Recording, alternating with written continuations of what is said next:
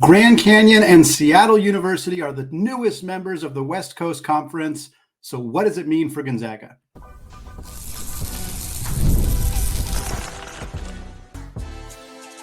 You are Locked On Zags, your daily podcast on the Gonzaga Bulldogs.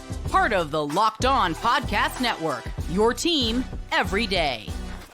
What is going on, y'all? Happy Monday and welcome into the Locked On Zags podcast, part of the Locked On Podcast Network, your team every day. I am your host and longtime Gonzaga podcaster, Andy Patton, here to bring you news and updates on all things Zag athletics.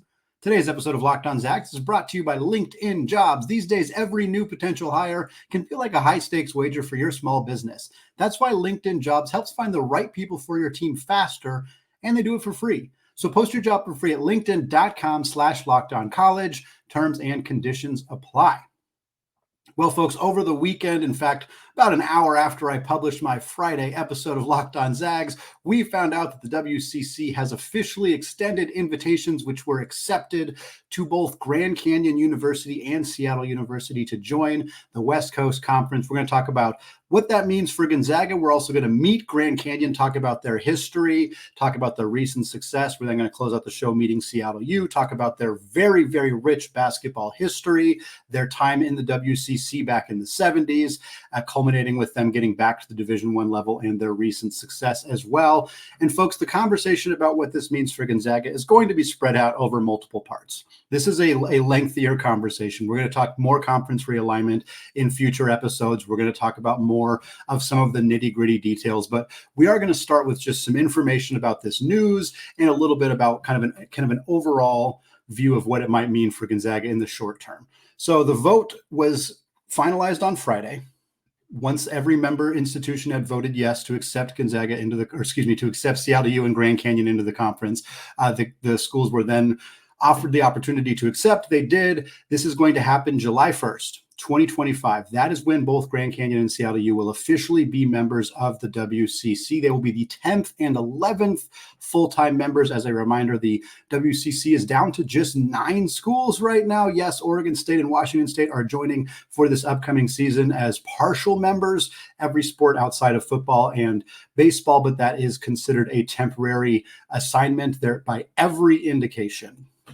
Oregon State and Washington State will only be in the WCC for this upcoming year and the following year. After that, they do not have intentions of staying in the conference. There could be some arrangements that are made where some of their sports are maybe housed there. We'll see what ends up happening. Stu Jackson, the commissioner of the WCC, basically said, yes, this is what we're expecting, is to have them for 2 years, and then we'll renegotiate after that. But there's not really anybody expecting them to stay in the conference after that. Being a 9-team conference is just not sustainable. And I think long-term, for people who are maybe frustrated by this move or are confused by this move, ultimately, I think the easiest, simplest explanation is the WCC could not continue to survive as a 9-team conference. They had to get permanent members in to ensure they stay a viable conference. That is the simplest explanation. This is about surviving. And for the WCC, Grand Canyon and SeattleU give them a better opportunity to survive. And the easiest example of why this is a survival move is that I'm not going to say quite yet that it kills the WAC, but wow, does it not help the WAC continue to survive after this? That is a conference that could be not long for this world. The WCC obviously is more likely to sustain itself than the WAC, which has always kind of been just grasping at whatever school is willing to join their conference.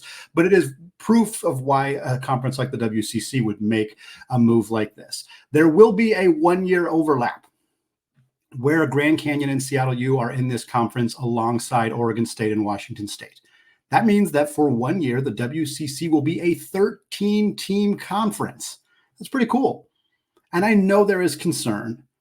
I've seen this in the Discord channel. I saw it on Twitter. It was throughout social media over the weekend that this will impact Gonzaga's non-conference schedule. I'll be honest with you, I find that silly.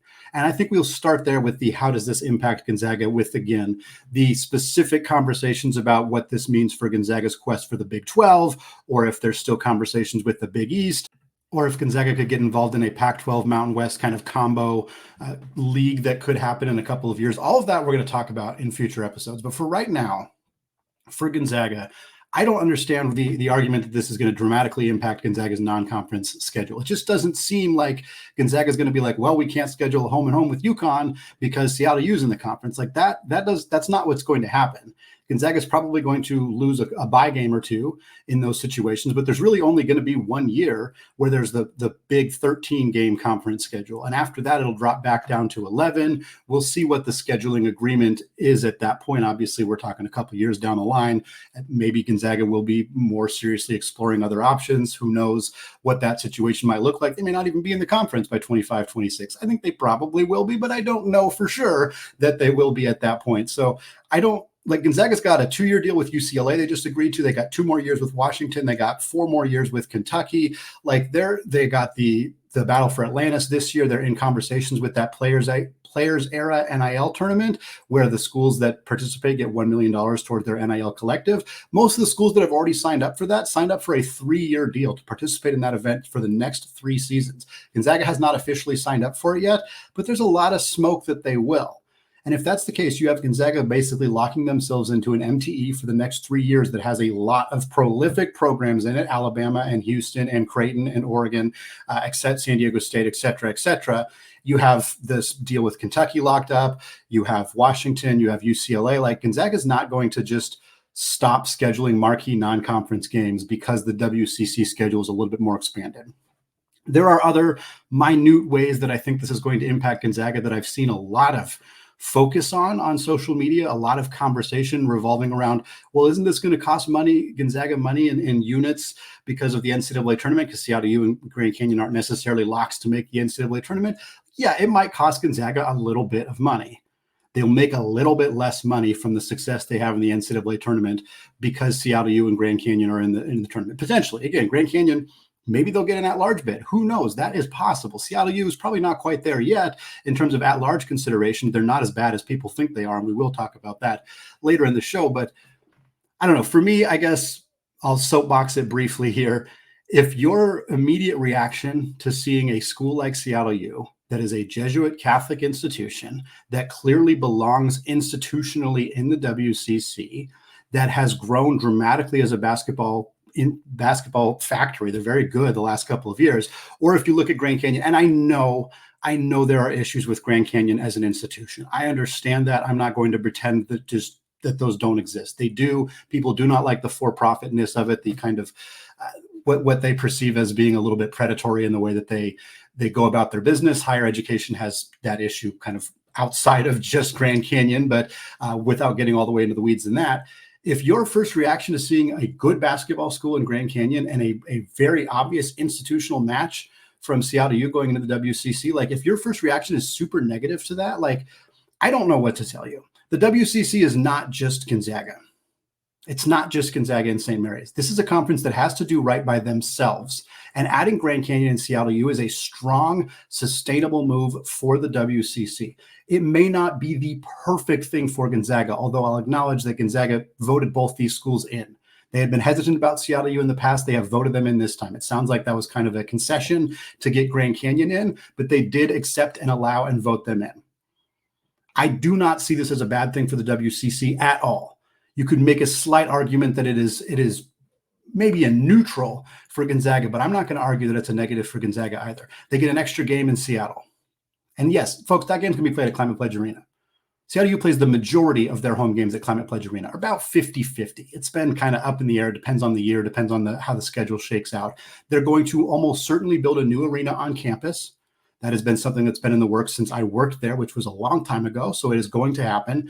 The current arena barely holds 1,000. So that's where they're going to play the Pacifics. And that's where they're going to play the other smaller schools in the conference. But they're going to play Gonzaga at Climate Pledge. They're going to play St. Mary's at Climate Pledge. Heck, they're probably going to play San Francisco and Oregon State, Washington State for the year that they're there. They're going to play them at Climate Pledge Arena as well. You also get an extra game in Phoenix. There's a big contingency of Zags fans in Arizona. It's a big media market. This is a slam dunk move for the WCC. And for people who think that is a really negative move for Gonzaga, I'm just not with you. I just don't agree. And like I said, we will get into more of the details of what this might look like from the unit's perspective, what it might do to the WCC tournament, and of course, what it might mean for Gonzaga in terms of their quest to leave the conference. Because again, the WCC is making these moves for the WCC.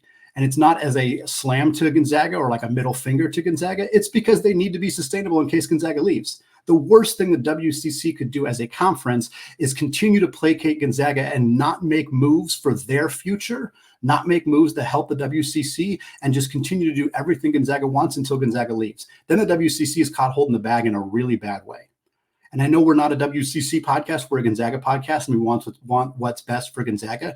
And I understand that some people see this move as a negative for Gonzaga, but at the end of the day, it is a logical, smart move by Stu Jackson and the WCC, and I don't see it nearly as a negative for Gonzaga the way that many other people do. In fact, Grand Canyon has faced a WCC opponent in each of the past 2 NCAA tournaments, and we're going to wonder, will this team keep dancing? There is an expectation that Grand Canyon could conceivably help the WCC become more of a multi-bid league. We're going to talk about that and this program's history in just a second. Right after I tell you that today's episode of Locked On Zags is brought to you by LinkedIn Jobs. Folks, when you're hiring for your small business, you want to find quality professionals that are right for the role. And that's why you have to check out LinkedIn Jobs, because LinkedIn Jobs has the tools to help find the right professionals for your team faster, and they do it for free. And LinkedIn, it's not just another one of those generic job boards. They help you hire professionals that you cannot find anywhere else, even those who are not actively searching for a new job, but who just might be open to the perfect role. In fact, in a given month, over 70% of LinkedIn users do not visit other leading job sites. So if you're not looking on LinkedIn, you're not looking in the right place. On LinkedIn, 86% of small businesses get a qualified candidate within 24 hours. So hire professionals like a professional on LinkedIn. LinkedIn is constantly finding ways to make the hiring process even easier for those small businesses. They just launched a feature that helps you write your own job descriptions, making the process quicker and easier. So post your job for free at linkedin.com/lockedoncollege. That's linkedin.com/lockedoncollege to post your job for free. Terms and conditions apply.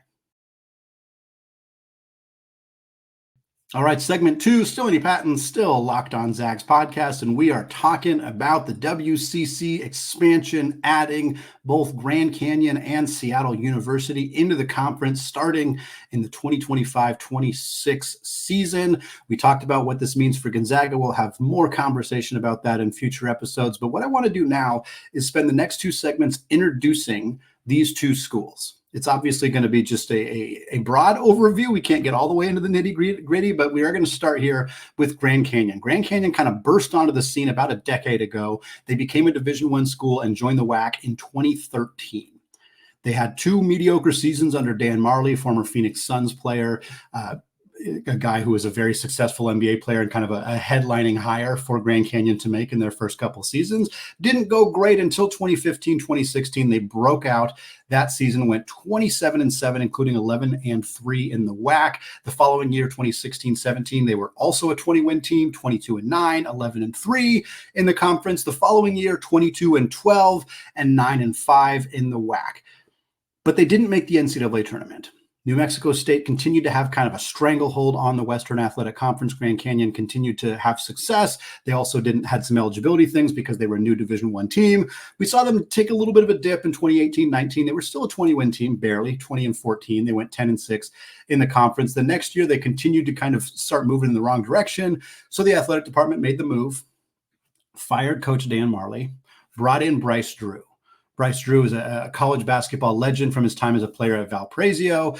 He played in the NBA briefly, and then he became a head coach, and he had the head coaching job at Vanderbilt, and it didn't go well for him at Vanderbilt. We're just going to be honest here. He bumped up into got himself at the high major level, started coaching at Vanderbilt. I think he took a 20-win team to a 9-win team over the course of 3 years, and he got fired because if your team has half as many wins in 3 years as they did the year you got hired, you're probably not going to keep your job. That makes sense. But then Grand Canyon makes the hire. They bring Bryce Drew out to Phoenix to coach this Lopes team, and things have gone extremely well for Grand Canyon. We kind of knew it was going to eventually happen for them. They have a basically unlimited amount of resources, which is, I know, is a lot of the frustration because of the for-profit nature of the university. They have a lot of money. They can pour a lot of money into athletics, into basketball. They're also a successful baseball program. They're successful at soccer. Like, they have a lot of success in the athletic sphere. They have a very rabid fan base, which is nothing but good for the WCC. That is a big time win for the conference. that they have this fan base, that they have this interest. And I know people don't like how they got there, but they're there and they have this success. They have sustained basketball success. They are landing high-level transfers. They landed Jacoby Coles this year from TCU. That's a big-time high major starter coming to Grand Canyon. Like, they have had success bringing talent to this team. Under Bryce Drew, this team is 94-32. In the shortened 2020-21 season, they went 17-7, including 9-3 in the WAC, and they earned their first ever NCAA tournament berth. They were a 15 seed. They lost to Iowa in the first round, a 2-seeded Iowa team, by 12 points. The next year, 2021-22, they missed the NCAA tournament again, although they were quite good that year. They lost to New Mexico State. New Mexico State ends up getting the WAC tournament, or getting the WAC automatic bid. That New Mexico State team, by the way, beat UConn. It was a 12-5 upset. That's the last time the UConn Huskies have lost in the NCAA tournament to a New Mexico State team that the following year literally didn't even finish the season because of multiple accusations of significant issues on campus. Their coaching staff had issues. They had some hazing allegations, gun issues, it was just a mess. And New Mexico State, they're not even in the WAC anymore. They've moved over to Conference USA, but that was the last time that anybody beat UConn, which is just a funny story, but it's also the last time Grand Canyon didn't make the NCAA tournament. They've made it 3 out of the 4 years in the Bryce Drew era. They missed it that second year, but then the third year, they went 24-12 overall. 10-7. This is the 2022-23 season. They earned a 14 seed in the NCAA tournament. And most of you are probably going to remember who they played, because it was the Gonzaga Bulldogs. The 3-seeded Gonzaga team played Grand Canyon as a 14 seed. The Zags won that one 82-70. Second time Grand Canyon lost their first round game by 12 points. Decently competitive game. Gonzaga never felt out of control in that game, but certainly didn't feel like Grand Canyon was some pushover team either. I thought that was a fairly reasonably matched 3 versus 14 matchup in that one. Julian Strother was the superstar, 28 points, 10 rebounds for him. Drew Timme did what Drew Timme always did, 21 points and 6 boards in that one. The Grand Canyon comes off of that season, and then they come into the 23-24 season with some momentum. They've now made the tournament 2 out of the last 3 years. Their primary competition in the WAC is gone in New Mexico State. They are ready to roll, and they come out and they have the best season that they have ever had during that 23-24 season last year. 30 wins. First 30-win season, obviously, in the school's history. 30 wins, 5 losses. They went 17-3 in the WAC. In the non-conference portion of the season, they beat San Francisco, one of the better teams in the WCC. They beat Portland, not exactly one of the better teams in the WCC, but they still went 2-0 against the conference in the regular season. They also beat San Diego State. That is a massive, massive win for Bryce Drew and the Lopes. They beat San Diego State. They beat San Francisco. They beat Portland. Their only non-conference loss was to South Carolina, a loss that at the time didn't look all that great, but South Carolina ended up having a really good season. Lamont Paris got a lot of Coach of the Year.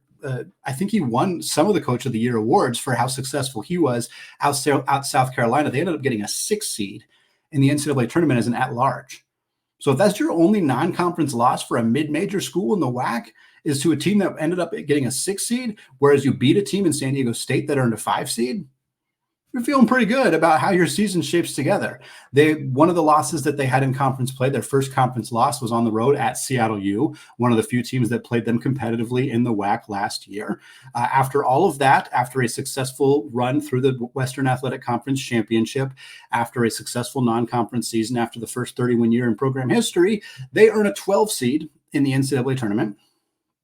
And they go to Spokane, Washington, to play the Gales of St. Mary's. Second year in a row that Grand Canyon was paired up against a team from the West Coast Conference in the NCAA tournament. And unlike last time when Gonzaga took them down and beat them by 12, this time Grand Canyon got their first NCAA tournament victory ever, took down the Gales in Spokane 75-66. Tyan Grant Foster was the star player for this Grand Canyon team last year. He's a guy who'd started his career at Kansas, spent a little bit of time at DePaul, had some serious injuries, and then just blossomed into an absolute star for this Grand Canyon team last year. He led a massive charge for the Lopes to secure that victory over St. Mary's. It was a fun, fantastic game to watch. I know a whole bunch of Spokane fans, or a whole bunch of Spokane natives, a whole bunch of Gonzaga fans were rooting hard for the Lopes in that one. They pulled off the victory. They get an opportunity to face Alabama. They lose that game, although they played Alabama more competitively than basically every team Alabama played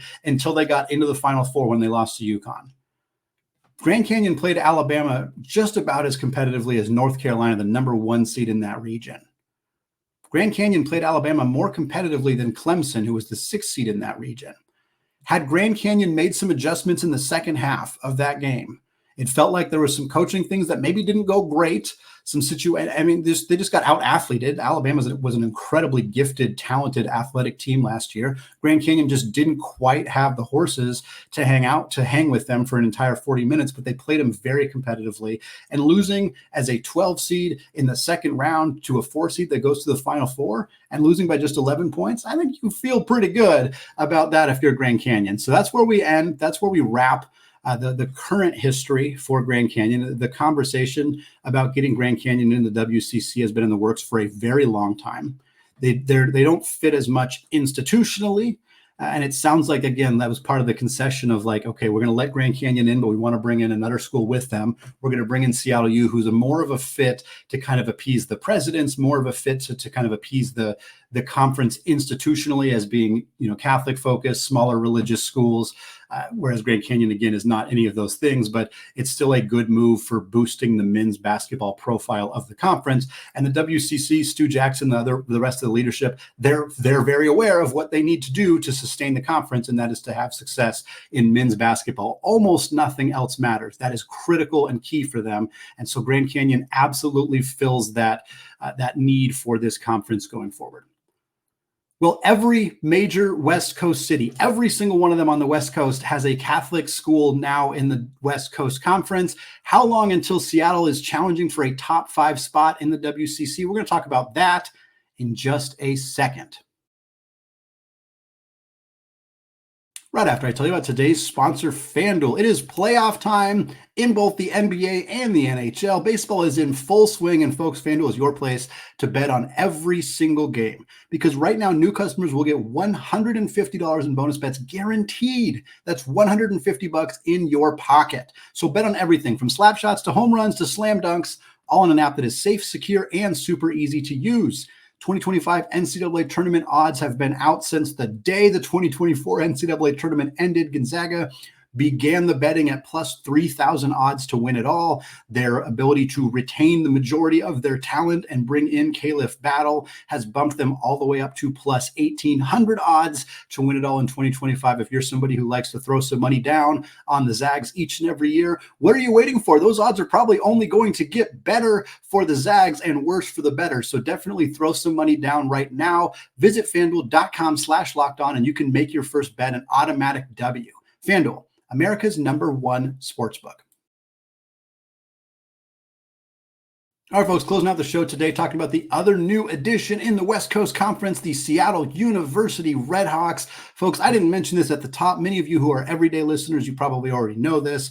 I am an alum of Seattle University. I graduated from Gonzaga for my undergrad degree. I graduated from SeattleU with my master's degree. I worked in the athletic department for 2 years. While I was a grad student, I worked there for an additional year. After that, I have a lot of deep familiarity with SeattleU, with the personnel who are still currently there, with people who have been there previously. I am very, very invested in Seattle University athletics. I will not hide that. I will not pretend that is not a situation. I will not pretend that it is not a little bit of bias in my head about how I feel about Seattle University joining the WCC.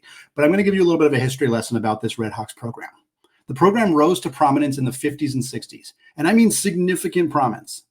We're talking about San Francisco levels almost of success in the 50s and 60s.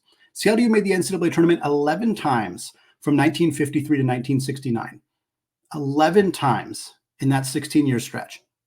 They made the Sweet 16 5 of those years. Yes, the NCAA tournament was smaller back then. I don't care. 5 Sweet 16s in a 16-year period of time, that is impressive. That is impressive for what was a small school back then. It's a small school now, but it wasn't exactly like a huge monster. It didn't turn into Washington. It was still a small school back in the 50s when they went on that incredible success. They went to the national title game in 1958. They were led by future Hall of Famer Elgin Baylor, one of the 50 greatest NBA players of all time, a monstrous player for the Los Angeles Lakers in the 60s and 70s, an icon for Seattle University basketball. He led them to a national championship game in 1958. They lost to Kentucky in that game. Seattle had previously beaten the Harlem Globetrotters, which was a massive deal back then. This is a program that was wildly successful in the 50s and 60s. And then from 1971 to 1980, they were in the WCC.